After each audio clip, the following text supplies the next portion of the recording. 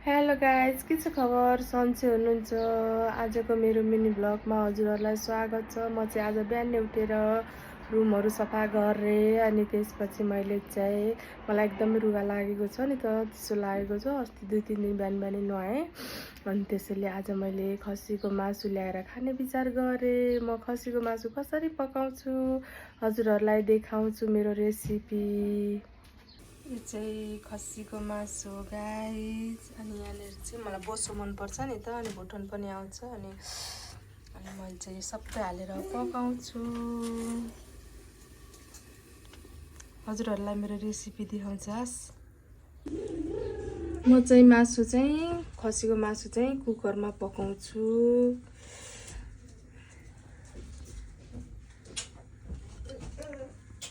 पहिला सुरु मैले तेल हालेँ अनि त्यसपछि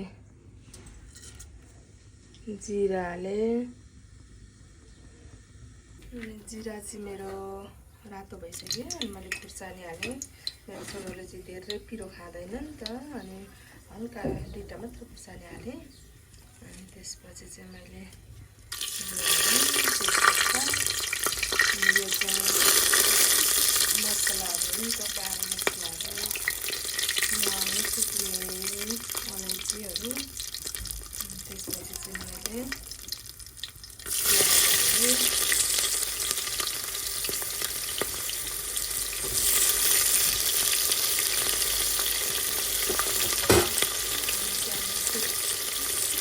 लसुन हाल्नु पिसेपछि गाईलाई लसुन पनि हालिदियो। लसुन हालेपछि मसला हाल्छ नि त, रातो कुकरमा पकाएको मासु चाहिँ खसीको मासु एकदमै मिठो हुन्छ नि त। मेरो प्याज र लसुन चाहिँ रातो पनि भइसक्यो। म मासु हाल्छु।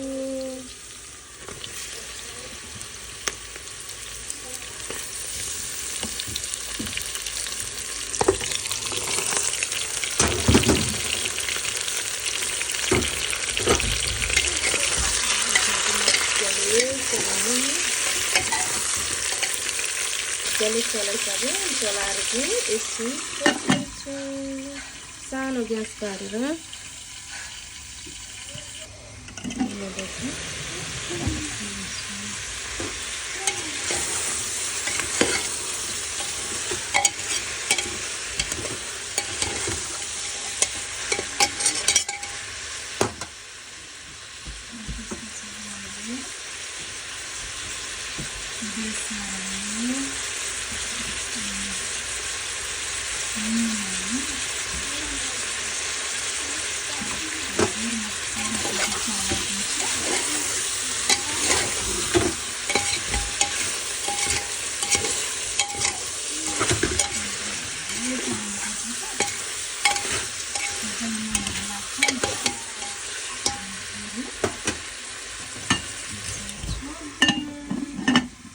यतापट्टि चाहिँ मैले भात पनि पकाउँदैछु। अनि त्यसपछि चाहिँ मैले जिरा र धनियाँको हल्का पाउडर पनि हालिदिएँ। अनि त्यसपछि मैले किनेर ल्याएको मिट मसला पनि हालिदिएँ। अनि टमाटर हालेँ। त्यसपछि मजाले चलाएँ।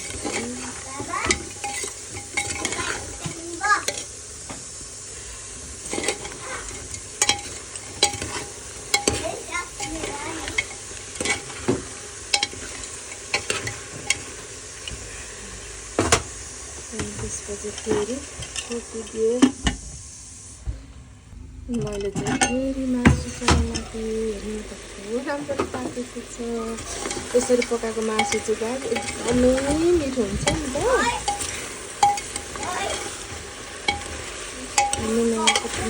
हजुरहरूलाई कस्तो लाग्छ खसीको मासु? अनि म चाहिँ अब थोरै पानी हालिदिन्छु अनि एक सिटी जति लगाउँछु किनकि मलाई भुटेको पनि एकदमै मनपर्छ नि त। अब हामी 3 जनाकै छौँ अनि खाने, अनि हल्का रस हाल्छु अनि हल्का भुटेको निकाल्छु अनि सिटी लगाउँछु। यो चाहिँ खसीको मासु पाक्न लाग्यो। हल्का हल्का यहाँ रस छ नि त, अनि अलिकति भुटेको निकाल्छु। यहाँ चाहिँ मैले गाइस भुटन छ नि त अलिकति, अनि त्यो भुटनलाई भुट्ने विचार गरेँ। भुटेको मासु पनि निकालेँ अनि यतातिर चाहिँ हल्का रस हाल्नु है। खसीको मासुमा त रस हालेको राम्रो हुन्छ नि त। रस हालेँ अनि त्यसपछि मेरो खसीको मासु पनि तयार भयो। हजुरहरूलाई मेरो भिडियो कस्तो लाग्यो, मन पर्यो भने लाइक शेयर र सब्सक्राइब अनि कमेन्ट पनि गरिदिनु होला गाइस। धन्यवाद, बाई।